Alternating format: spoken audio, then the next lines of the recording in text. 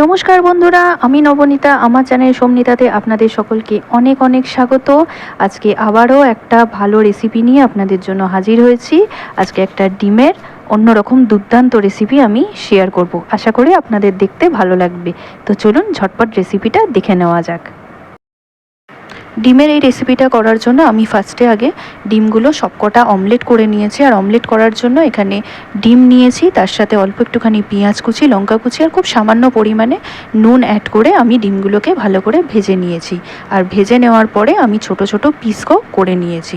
আপনারা চাইলে সেদ্ধ ডিম দিয়েও করতে পারেন। সেই ক্ষেত্রে জলের মধ্যে একটুখানি নুন অ্যাড করে তারপরে জলটা হালকা গরম হলে ডিমগুলো অ্যাড করবেন, তাহলে ফেটে বা ভেঙে যাওয়ার ভয় থাকবে না। এই রেসিপিটার মধ্যে আমি একটা বাটা মশলা অ্যাড করব। তার জন্য আগেই কড়াই গরম করে তাতে সর্ষের তেল দিয়ে দিয়েছি। এরপর তেলটা ভালোভাবে গরম হয়ে যাওয়ার পর এর মধ্যে পেঁয়াজ কুচি অ্যাড করে দিয়েছি। এবার পেঁয়াজটা যতক্ষণ হালকা একটু কালার চেঞ্জ হচ্ছে ততক্ষণ আগে ভালো করে ভেজে নেব। ভেজে নেওয়ার পরে এর মধ্যে ঘষে রাখা রসুন, ঘষে রাখা আদা আর কাঁচা লঙ্কা দিয়ে আমি ভালো করে ভেজে নেব। আর সবটা যখন ভালোভাবে ভাজা হয়ে আসবে তখন তার মধ্যে আমি কিছু গুঁড়ো মশলা অ্যাড করব, যেমন হলুদ গুঁড়ো, লঙ্কার গুঁড়ো, জিরের গুঁড়ো দিয়ে সব কিছু ভালো করে আমি ভেজে নেব।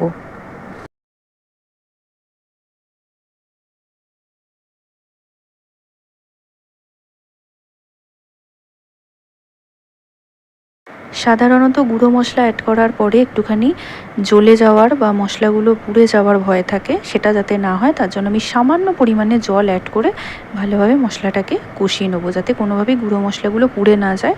আর পেঁয়াজ, কাঁচা লঙ্কা, রসুন, আদা সবগুলো যেন ভালোভাবে নরম হয়ে যায়।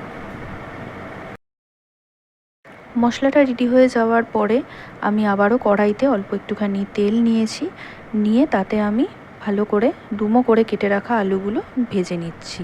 আর এরপর আমি একটা পাত্রে কিছু গুঁড়ো মশলা নিয়েছি, যেমন হলুদ গুঁড়ো, লঙ্কার গুঁড়ো, জিরের গুঁড়ো, ধনের গুঁড়ো। আর এর মধ্যে আমি একটুখানি পরিমাণ টক দই অ্যাড করব, করে আমি একটা মিহি পেস্ট বানিয়ে রাখবো। পেস্টটা কিছুটা এই রকম দেখতে হবে। আর এরপর যে মশলাটা আমি ভালোভাবে কড়াইতে কষিয়ে নিয়েছিলাম সেই মশলাটাও আমি গ্রাইন্ডারে ভালো করে পেস্ট করে রেখে নিয়েছি। এবার বাকিটা রেডি করে নেব। এরপর কড়াই গরম করে নিয়ে তাতে একটুখানি সর্ষের তেল দিয়ে আমি এখানে গোটা গরম মশলা ফোড়ন দিয়েছি। গোটা গরম মশলার মধ্যে আমি নিয়েছি একটা ছোট টুকরো দারচিনি, এলাচ, দুটো লবঙ্গ, অল্প পরিমাণে গোটা জিরে আর একটা তেজপাতা চিড়ে দিয়ে দিয়েছি। এরপর মশলাটা হালকা ভালো করে ভাজা হয়ে গেলে তারপরে যে বাটা মশলাটা ছিল সেটা আমি অ্যাড করে দিয়েছি। দিয়ে এবার ভালো করে মশলাটাকে আমি কষিয়ে নেব, যাতে একটু হালকা তেল ছাড়া ছাড়া মতন হয়ে আসে। আর যখনই হালকা এটা তেল ছাড়া মতন হয়ে আসবে তখন আমি এটার মধ্যে টমেটো সস অ্যাড করব।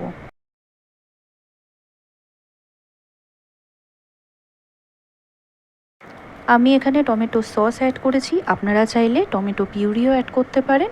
এটা সম্পূর্ণ নিজেদের ব্যাপার।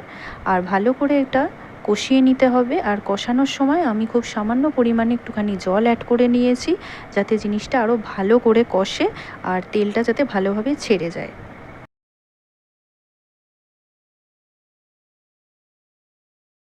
যখন মশলাটা থেকে হালকা হালকা তেল ছেড়ে আসবে সেই সময় দইয়ের সাথে যে গুঁড়ো মশলাগুলো মিশিয়ে মিশ্রণটা বানিয়েছিলাম সেটা আমি এর মধ্যে অ্যাড করে দিয়ে আরও ভালো করে কষিয়ে নেব।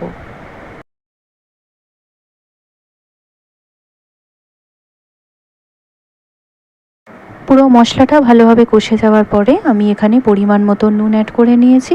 আপনারা চাইলে কষানোর সময়ও দিতে পারেন। নুন অ্যাড করার পরে তারপরে আমি এখানে পরিমাণ মতন জল অ্যাড করে নিয়েছি, নিয়ে এটাকে হালকা ফুটতে দিয়েছি, কারণ আমি একদম গামাখা রাখতে চাইছি না, একটু ঝোলঝোল রাখতে চাইছি। এরপর আমি এখানে ভাজা আলুটা অ্যাড করে দিলাম। আর ভাজা আলুটা অ্যাড করে দিয়ে ভালো করে মিশিয়ে নেওয়ার পরে তারপরে আমি এখানে অমলেটের পিসগুলোও অ্যাড করে নিচ্ছি। নেওয়ার পরে আমি ওপর থেকে গরম মশলা গুঁড়ো ছড়িয়ে দেবো। আপনারা চাইলে আগেও করতে পারেন, তবে আমার গরম মশলার গন্ধটা চাই, ফ্লেভারটা চাই বলে আমি লাস্টে অ্যাড করেছি। তো ভিডিওটা কোথাও কোনো কিছু ভালো লেগে থাকলে প্লিজ প্লিজ প্লিজ সবাই একটু লাইক, শেয়ার অ্যান্ড সাবস্ক্রাইব করে দেবেন। খুব তাড়াতাড়ি দেখা হচ্ছে। টাটা।